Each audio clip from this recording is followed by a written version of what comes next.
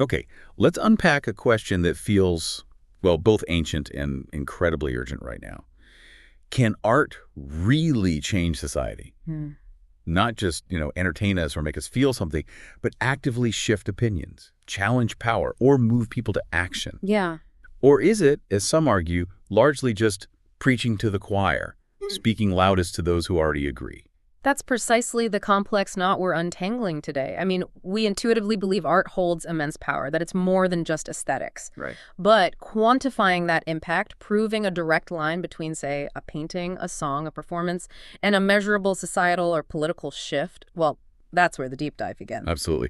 And our mission in this deep dive is to look beyond simply appreciating art, to explore how it intersects with society, political ideologies, and power structures. And we've got some great sources for this. We really do. We're drawing on a fascinating stack. Yeah. Insights from a really lively online discussion that gets right into the debate with real-world examples. Articles exploring the history and practice of protest art and activism. A specific look at the unique power of performance art. Yeah, that's interesting stuff. Some rigorous academic analysis delving into art's relationship with political economy, and broader research on art's role in social change, including studies examining how art reflects and influences power dynamics in specific regions like Lebanon, referenced in one paper. So consider us your guides. We're sifting through these diverse perspectives to extract the most potent insights, the surprising facts, the core arguments. Yeah. To help you understand the multifaceted ways art has tried to, and perhaps succeeded in, affecting the world throughout history and right up to the present moment. Can art truly change things? Let's see what this rich source material tells us. What's immediately clear from the sources is that art has never not been involved with the world around it. It's not some isolated thing that suddenly got political in the modern era. No, absolutely not. This connection is deeply embedded in human history. It goes way back. That's right. We see examples cited from millennia ago, even in ancient Egypt, beyond the glorification of pharaohs and gods. There's evidence that artists sometimes use their work for social commentary, subtly or perhaps not so subtly, Right. criticizing the ruling class or societal norms of the time. And the same threads appear in ancient Greece, where art wasn't just about myths and heroes. It was used in theater, sculpture, public discourse to engage with and challenge the political and social structures of the day. Think of Greek tragedy, which so often held a mirror up to society's flaws and moral dilemmas. Exactly. And this tendency to reflect and critique, it intensifies significantly when you move forward to periods of major social and political ferment. The Renaissance, for instance. Right. It's known for its incredible artistic output, much of it commissioned by powerful patrons or the church. Yet, even then, artists still found ways to embed their own views. The sources point to Michelangelo's sculpture David in Florence as a prime example. I mean, undeniably a masterpiece of form and technique. Oh, absolutely. But its placement and context gave it powerful political meaning. Florence was a republic, constantly navigating the influence and power plays of families like the Medici. Right. And David, this young, determined figure slaying a giant, became a potent symbol of the Florentine Republic's resistance against tyranny and external threats. It wasn't just a beautiful statue, it was a declaration. That ability of art to become a symbol of resistance, an emblem for a collective identity or struggle, that's a recurring theme we see again and again. Definitely. And as you move into the 20th century with its unprecedented global conflicts and societal upheaval, this connection between art and political challenge becomes much more overt and, well, experimental. Oh, this is where it gets really interesting with the avant-garde movements. I mean, after the absolute trauma and disillusionment of World War I, you see movements like Dada just explode onto the scene. The sources mention figures like Marcel Duchamp, Tristan Tzara, Hans Arp, Hannah Höch. Right, the key players. Their rejection of traditional art forms, their use of everyday objects, collage, absurdity. It wasn't just random weirdness. It was a profound reaction to a world they saw as having gone insane. A rejection of the bourgeois values and rationality that they felt had led to the war in the first place. Exactly. Duchamp's infamous fountain, basically a signed urinal presented as art. Still shocking today in some ways. It really is. It was a direct assault on the very definition of art, the institution of the gallery, the tastes of the established order. It forced people to ask, what is art? Who decides? That was deeply subversive at its time. And other artists from this period confronted the horrors of war head-on, often in incredibly visceral ways.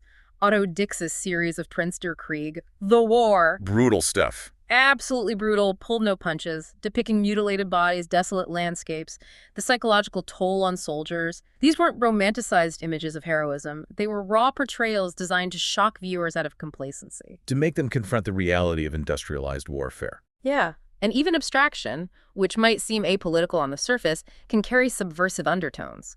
Kazimir Malevich's iconic black square. Just a black square on a white. Right. Simple.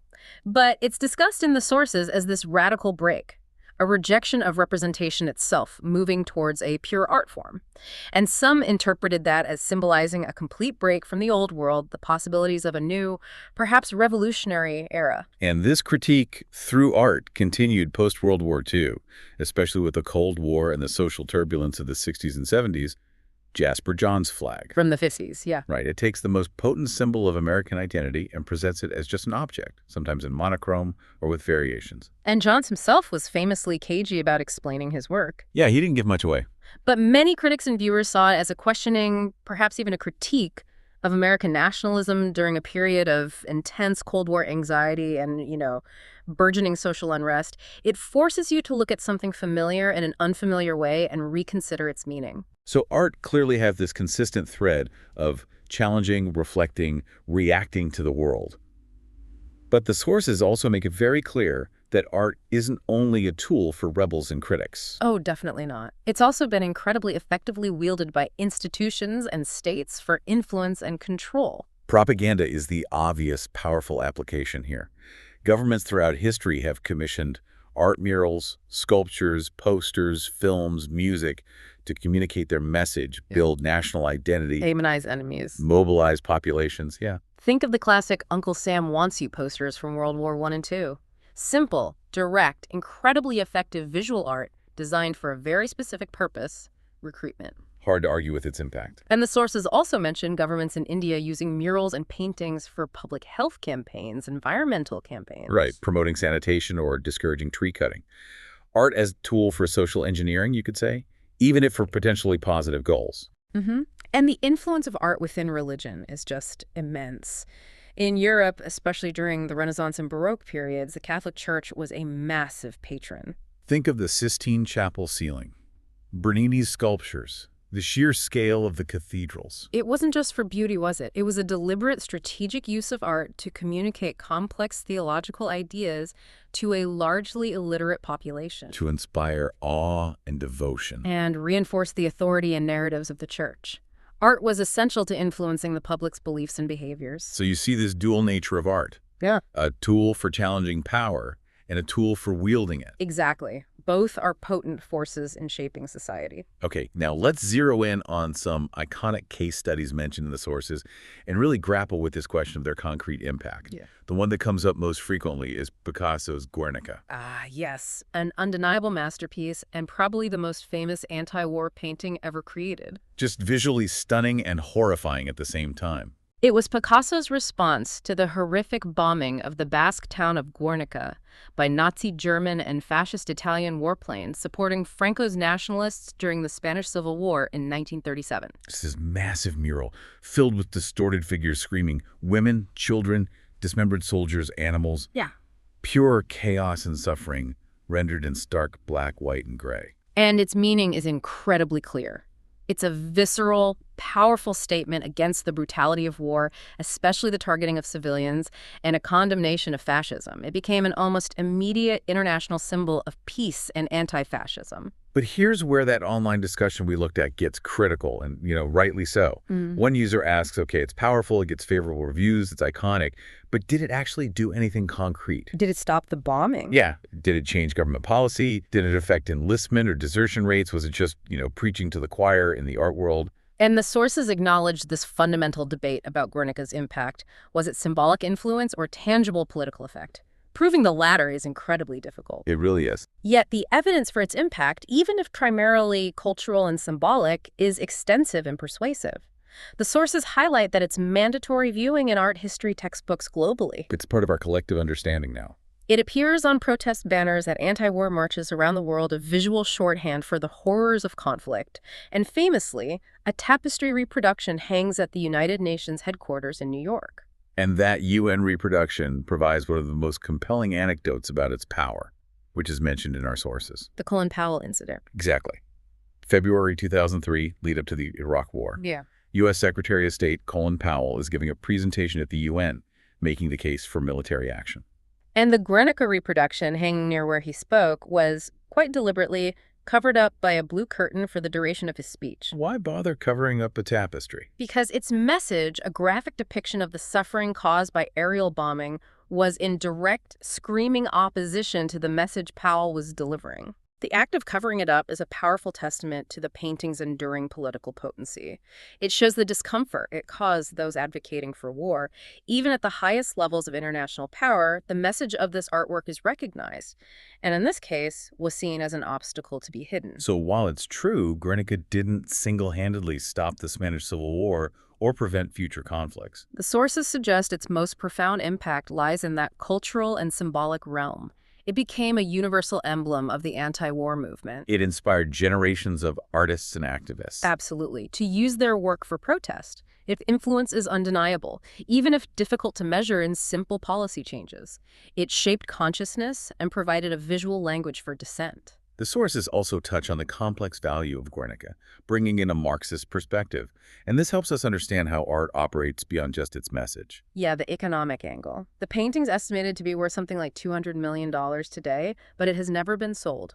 Which raises fascinating questions about value. From a traditional labor theory of value, perspective value related to labor time, that calculation just breaks down entirely for a unique artwork like this. Its immense value isn't just Picasso's labor. It's tied to his celebrity, its historical moment, its aesthetic power, its cultural significance. The sources reference Walter Benjamin's concept of the artwork's aura, its unique presence and historical authenticity. Which gets diminished with mechanical reproduction. Right. And Guernica, by remaining this singular, unsellable object owned by the Spanish state and displayed publicly, arguably retains more of that original aura and historical weight. Which contributes to its symbolic power and its incalculable value outside the typical art market churn.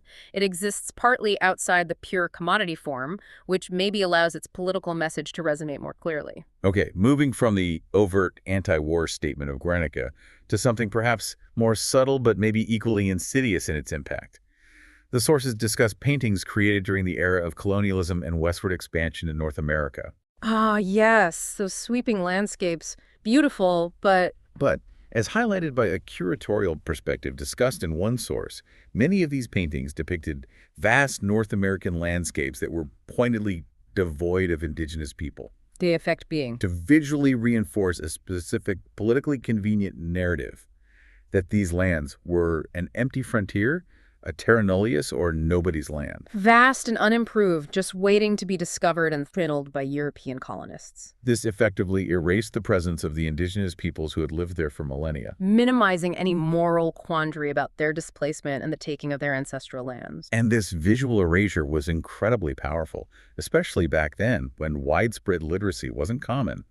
Paintings were a primary form of mass media. These romanticized empty landscapes shaped public perception, making the often violent process of westward expansion seem like a natural, even heroic, settlement of empty land. It's fascinating how the sources also delve into a debate within that online forum about the actual population density of pre-Columbian North America. Yeah, that gets heated. One side argues that much of the land was completely empty or very sparsely populated, citing lower population estimates compared to, say, Mesoamerica. And drawing parallels to sparsely populated modern countries. But the counterargument, also forcefully presented, pushes back hard against that notion of empty. Right. They argue that even if populations were smaller, due to factors like disease introduced by early European contact, describing the land as empty ignores thousands of years of human stewardship. Complex migratory patterns, established trade networks across the continent, sophisticated land management like controlled burns. And the fact that huge animal populations thrived and were later decimated by colonization. And they bring up examples like the Mississippian city of Cahokia near modern-day St. Louis, which at its peak had a population comparable to London at the time. So the idea of an empty continent before colonization is presented as, well, a historically inaccurate and politically motivated myth. And this debate just underscores the power of those colonial landscape paintings.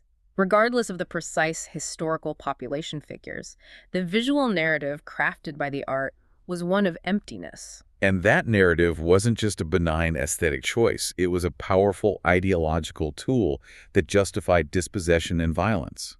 It wasn't just reflecting a perceived reality.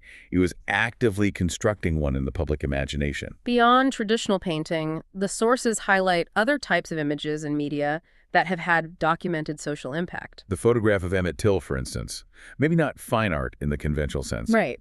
but that image, published in Jet magazine showing the brutalized face of the murdered black teenager, had a profound effect on public consciousness in the U.S. It was a catalyst for the civil rights movement. It brought the stark reality of racial violence into homes across the country in a way that words alone just couldn't. Photography in general is noted as a powerful medium for social impact, partly because of its perceived immediacy and truthfulness. Even though we know images can be manipulated. Sure, but it can bear witness, expose injustices, evoke immediate empathy or outrage. And films, of course. The sources mention I Am a Fugitive from a Chain Gang from 1932, a fictional drama, but credited with having a massive public impact on perceptions of the justice system. And maybe contributing to reforms in chain gang practices in some states. Yeah. Now, Birth of a Nation is also mentioned as influential, but its impact was deeply problematic, obviously. Fueling racist narratives, contributing to the resurgence of the KKK, a reminder that art's influence can be negative and harmful too. Definitely. Other films cited are historical dramas like Schindler's List, changing public understanding of the Holocaust. Or films from other cultures, like the Indian film Lagan, mentioned in the sources as having significant cultural impact by exploring themes of colonialism, resistance, national pride through sport. These examples underline that the form matters. Painting, photography, film, visual media has this direct line to our emotions and understanding, making it a powerful vehicle for messages that can influence society. Okay, shifting focus a bit from specific works, let's look at the artists themselves and the movements they spearheaded. The sources discuss the artist's unique role. An artist is described as a socially conditioned individual. Someone whose experiences within society shape their perspective. Right. And crucially, they possess this heightened capacity to feel deeply, to observe the world around them, and to express that through their chosen medium. And their work can articulate not just their individual experience, but also reflect or shape the collective consciousness of a community or even a generation. Their creations satisfy a need for expression, both for themselves and potentially for their audience. So who are some contemporary artists who have actively used this capacity to challenge society, according to our sources? Jean-Michel Basquiat is a prominent example. Rose from the New York graffiti scene in the late 70s, became a major figure in the 80s art world. His work was deeply engaged with issues of race, identity, inequality. Yeah, his raw, powerful style, often incorporating text and symbols, offered sharp social commentary on the experiences of marginalized groups. A key work mentioned is Defacement, The Death of Michael Stewart, painted in 1983. A direct response to the death of Michael Stewart, a young black graffiti artist who died after being arrested and, well, beaten by NYC transit police. The painting is simple but searing. A stark image with the phrase, "It could happen to anybody," scrawled above a figure meant to represent Stewart. That phrase just encapsulates the terror and vulnerability felt by black individuals facing police brutality, the knowledge that this could be their fate. Basquiat channeled that collective fear and anger into a public statement, transforming personal grief into a commentary on systemic injustice.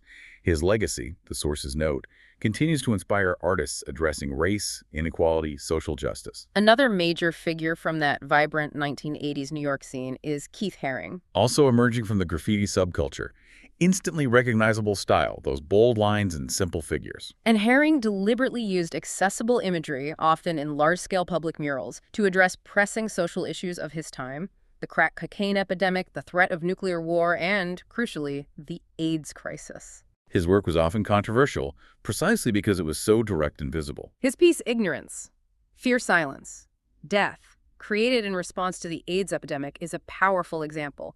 It features the pink triangle symbol associated with AIDS activism, And the stark text, silence.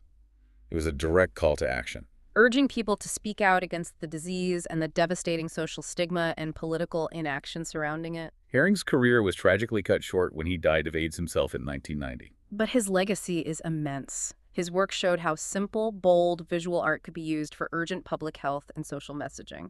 And his foundation continues philanthropic work, focusing on AIDS organizations and children's programs. extending the social impact of his artistic vision beyond his lifetime, part of that pop art legacy of engaging with popular culture and social themes. Moving into the contemporary era, the anonymous street artist Banksy is a prime example of art reaching a massive global audience with a politically charged message. Working in public spaces, often overnight, Banksy's stencil art tackles issues like war, poverty, consumerism, inequality with wit, and striking visuals. Girl with Balloon is arguably his most famous image. The girl reaching for a red heart-shaped balloon drifting away. Simple, but open to interpretation, hope, loss, innocence, freedom. Exactly. Its versatility has led to its use in numerous social campaigns, like raising awareness for the Syrian refugee crisis. Banksy is also known for his stunts that critique the art world itself. The sources discuss the infamous 2018 incident, The Shredder. the Shredder, where a framed print of girl with balloon self-shredded moments after being sold at Sotheby's auction for over £1 million. He later revealed he built a shredder into the frame years earlier. His stated goal was to critique the commodification of art, the high-finance auction market turning art into pure investment. The ironic punchline, of course, is that the now shredded piece, renamed Love is in the Bin, immediately increased in value and later sold for significantly more. A perfect, maybe unintended, illustration of how deeply art is entangled with capitalist systems. Even attempts to subvert the market can be reabsorbed and commodified. Still, his subversive approach and public interventions continue to inspire a new generation of street artists globally. Another contemporary artist whose work is directly linked to political action and human rights is Ai Weiwei. The Chinese artist known for large-scale installations and sculptures, also a vocal critic of the Chinese government. Yeah, Ai Weiwei's work often addresses human rights, freedom of speech, government corruption, directly challenging state power. His activism through art has led to significant personal consequences, including his detention by Chinese authorities in 2011. One of his notable works is the Trace installation, featuring portraits of activists, prisoners of conscience, human rights advocates from around the world, all constructed from Lego bricks. Including a self-portrait. Right, using Legos, a universally recognized children's toy, to build portraits of people who have risked everything for their beliefs. That's a powerful artistic choice. It makes these figures, who might seem distant or abstract, feel relatable, human-sized, built from familiar components. It highlights the shared humanity of those fighting for freedom and connects their struggle to a global audience in an accessible way. Ai Weiwei has received numerous awards for his work in activism, including from Amnesty International. He continues to be a global advocate, demonstrating how art can be a vehicle for international political commentary and human rights advocacy, even from exile. The sources also mention Indian artist Jogan Chaudhry, whose work often features distorted, sometimes agonizing figures with cuts or bruises, like his piece Wounded Face. Chaudhry's art is seen as a deeply personal, emotional response to the societal transformations he observes around him, a shift towards chaos, cruelty, domination. It doesn't depict specific political events necessarily, but rather reflects the psychological and emotional toll of these societal changes on individuals. It's an expression of how the collective state manifests in individual consciousness, a visceral reaction captured on canvas. Beyond individual artistic voices, the sources provide compelling examples of art being integral to specific activist contexts and movements throughout history. Like the suffragette banners used in the UK in the early 20th century. These weren't just flags, they were vibrant, handcrafted visual statements. Asserting identity, demanding rights, spreading the message of women's suffrage in public spaces, a crucial part of their visual communication strategy for challenging gender inequality. Or more recently, the Black Lives Matter movement in the U.S. Murals, protest signs, street art, digital graphics, visual art has been absolutely essential in amplifying the movement's message against systemic racism and police brutality. These artworks become symbols of solidarity, sites of commemoration, powerful tools for communication and mobilization. The anti-nuclear movement in Japan after the Fukushima disaster utilized art installations, performances, photography to keep concerns about nuclear power and safety in the public discussion. There's a fascinating example mention of art operating as direct intervention, Ricardo Dominguez's Transborder Immigrant Tools. Repurposed sheep cell phones loaded with GPS to help people crossing the U.S.-Mexico border find water caches in the desert, along with audio messages, including poems. That's art, not just commenting on an issue, but providing a direct practical tool within a humanitarian crisis. And the sources note this project faced institutional resistance, which isn't surprising when art directly challenges state power and border control mechanisms so tangibly. It moved beyond critique to physical aid, facilitated by artistic means. Going back further, the sources highlight Josiah Wedgwood's role in the UK abolition movement in the late 18th century. His famous "Am I Not a Man and a Brother?" ceramic medallion. Depicting a kneeling enslaved person, produced widely on jewelry, bowls, other fashionable items. By making the abolitionist cause visible and desirable on consumer goods, Wedgwood helped make anti-slavery and liberal ideas fashionable among the middle and upper classes. That wasn't just artistic expression, it was a strategic use of design and production to shift public opinion on a massive scale. Ultimately contributing significantly to the political pressure that led to the abolition of the slave trade and later slavery itself in the British Empire. That's a clear line, from art design to public opinion to policy change. Definitely. Finally, the sources touch upon groups like Leibach and Neue Slowenische Kunst, NSK, in Slovenia in the late 20th century, Using art to explore and reclaim Slovenian national identity. which is seen as having contributed to the cultural conditions supporting Slovenia's eventual break from Yugoslavia, and the happening art movement of the late 50s, early 60s, with its spontaneous, often chaotic public events. Seen as intrinsically linked to the major social and political events of that era, including the widespread protests of May in 1968 in France, reflecting and amplifying that spirit of rebellion. These diverse examples, spanning centuries in media, underscore that art isn't confined to galleries or museums when it comes to influencing society. No, it shows up on banners, pottery, phone apps, public walls, performances, operating in diverse ways to engage with the world. So let's break down the mechanisms. How does art actually exert this influence? The sources outline several key ways. One is simply through its content and subject matter.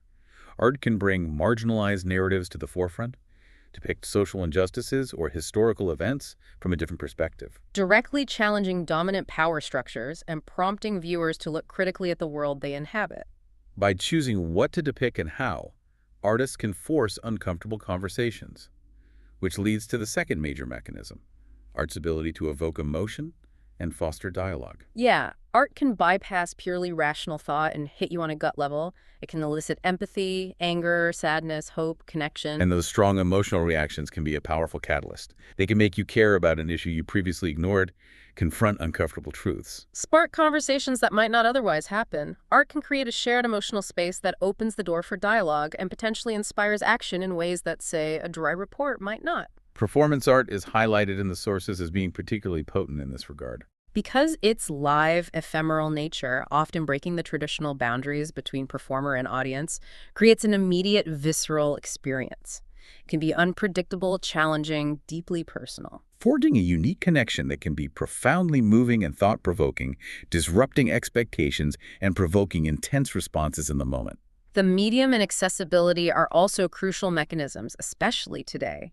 The explosion of social media and online platforms. Huge change. It's dramatically increased the reach of art and artists. They can now share work globally, instantly, often bypassing traditional gatekeepers like galleries or museums. Online art activism can circumvent state censorship and amplify voices that might otherwise be suppressed, quickly mobilizing public attention and engagement around an issue. And performance art, by not relying on a physical object to be bought or sold or housed in an institution, can also be inherently more accessible and ephemeral. Existing in the moment and in collective memory. A powerful tool for resistance outside commercial systems. Though, of course, performance is increasingly documented and shared online, blending these mechanisms. Building community is another powerful way art influences society. The sources note a growing recognition that communities formed around art events, gallery openings, public installations, performances, even online forums discussing art can become spaces with significant political potential. These gatherings foster dialogue, create networks, build shared purpose around common values or concerns. The sources reference how post-Trump, some art communities saw increased energy and focus on political engagement. Though there's also the important caveat mentioned about ensuring these communities are truly inclusive and that artists don't feel a lack of belonging within the very institutions supposed to support them. The art world itself can have its own power structures. True. And perhaps the most fundamental mechanism is art's ability to challenge and disrupt power structures directly. By defying social norms, subverting stereotypes, critiquing institutions, questioning dominant narratives, art can be a potent form of resistance against oppression, discrimination, injustice. Whether through content, medium, or context, art can create spaces for dissent, advocate for marginalized groups, push for greater inclusivity and equality.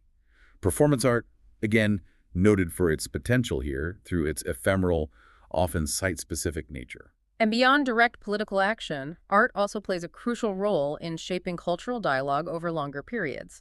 It helps us process historical events, increases empathy by letting us step into another's perspective, Provides critical analysis of complex social, economic, political structures. encourages critical thinking that can lead to constructive action, even without immediate policy changes. The sources also mention art's role in transitional justice, using creative processes to address historical trauma and injustice, like memorialization efforts in post-conflict societies. Facilitating dialogue, fostering understanding, contributing to reconciliation, and building a more just future. So art's influence is really multifaceted. It works by shaping narratives, evoking emotions, building connections, challenging the status quo, often through unconventional means and across different scales, from individual reflection to mass mobilization. Which brings us to some of the complex and sometimes thorny questions about art's place in society, particularly its relationship with value, the market, and institutions.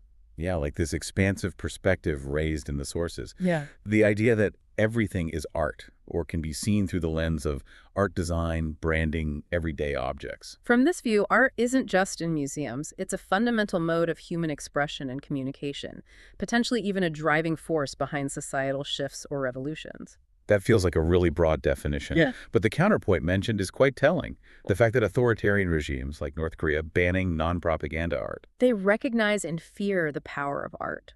If art were truly harmless or indistinguishable from everything else, why would governments bother to control or suppress it?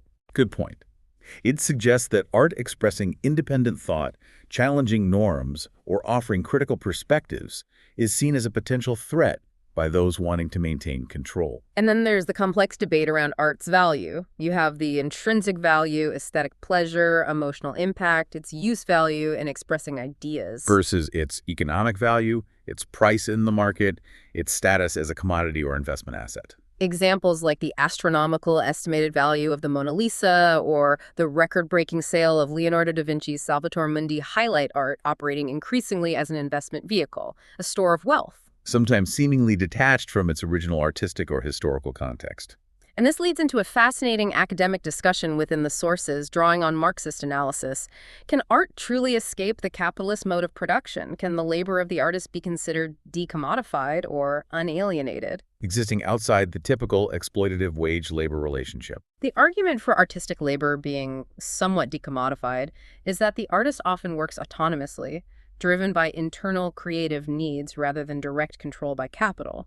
And the value of their work isn't simply reducible to the hours spent. However, the sources express skepticism about whether art can completely exist outside the system. Because even if the artist's labor feels unalienated, the product, the artwork, almost invariably enters the market. It becomes a commodity. Bought and sold, its value determined by market forces, speculation, the artist's brand or celebrity, like we saw with Banksy's shredded piece ironically increasing in value. Right. As one perspective notes, even the art worker needs a relationship to a market to survive. So, while the process might offer moments of freedom from alienation, the object often becomes entangled in the very capitalist system some artists seek to critique.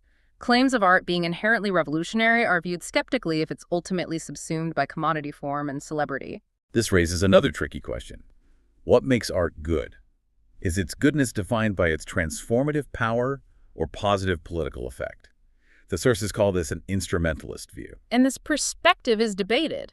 Can politically potent art lack aesthetic appeal?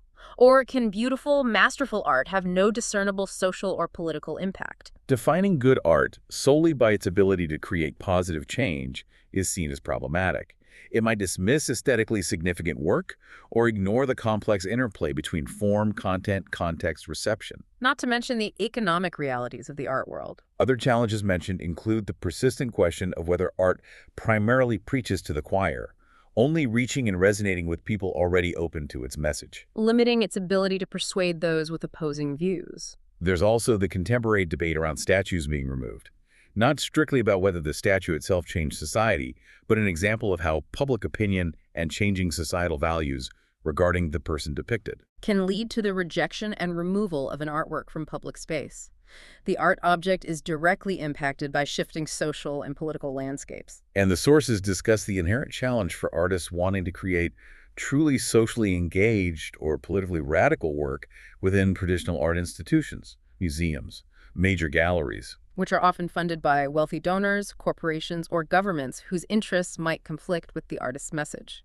Can truly challenging work thrive within these structures, or does it need to exist outside them? Counterbalancing these institutional constraints is the potential offered by digital platforms. As mentioned earlier, online activism through art can circumvent traditional censorship and reach audiences globally. Providing a vital avenue for challenging expressions that might be suppressed elsewhere. So the relationship between art, value, power, and institutions is deeply complex. Art operates simultaneously as a vehicle for powerful messages, a symbol of cultural identity, an emotional catalyst, and often a high-value commodity within global capitalist markets. Navigating these roles shapes its potential for social impact. So, where do we land on our core question after delving into these sources? Can art really change society? Well, what's undeniable from our deep dive is that art is far more than just something to look at or listen to for pleasure. It has been, throughout history, and continues to be, a powerful force engaged with the world. It serves as a mirror reflecting who we are, a battleground for competing ideas and narratives, and often a tool used by both those in power and those seeking to challenge it. We've seen its deep roots in social commentary, from ancient Egypt to the Renaissance, how movements like Dada reacted to global trauma. And how institutions leverage art for propaganda or religious influence. We've analyzed iconic works like Guernica, which became a universal symbol of peace despite debates about its direct policy impact. And explored how seemingly benign colonial paintings actively constructed harmful narratives about inhabited lands. We've highlighted contemporary artists like Basquiat, Haring, Banksy, and AI Weiwei, who use their platforms and mediums to directly confront major social and political issues, inspiring activism and shaping cultural conversations. And we've seen art integrated directly into social movements, from suffrage to Black Lives Matter, and even used in practical humanitarian interventions like the trans-border immigrant tools, sometimes facing direct resistance. The sources identify multiple mechanisms: challenging narratives through content, evoking strong emotions that compel dialogue, building communities, disrupting norms, using accessible mediums like social media or performance. While acknowledging the complexities of the market, institutions, the preaching to the choir question, the commodity form, the sources consistently show art influencing cultural dialogue, shaping perspectives, fostering empathy, providing critical analysis. Encouraging reflection and action, even if that action is incremental or indirect rather than immediate revolution. Art doesn't always change laws overnight, but it absolutely impacts the climate in which laws are made and debated. It changes how people see themselves, each other, the structures around them. It provides the visual language and emotional resonance for movements seeking change. It is, in many ways, a hammer seeking to reshape not just the world, but how we perceive the possibility of a different world. So here's a final thought for you, based on everything we've explored in this deep dive. If we accept that art, in its broadest sense, is everywhere from the most celebrated painting in a museum to the design of a protest poster, the branding on your phone, or the layout of your city park, how does acknowledging this pervasive influence change the way you see the power structures and narratives that shape your own daily life and the world around you?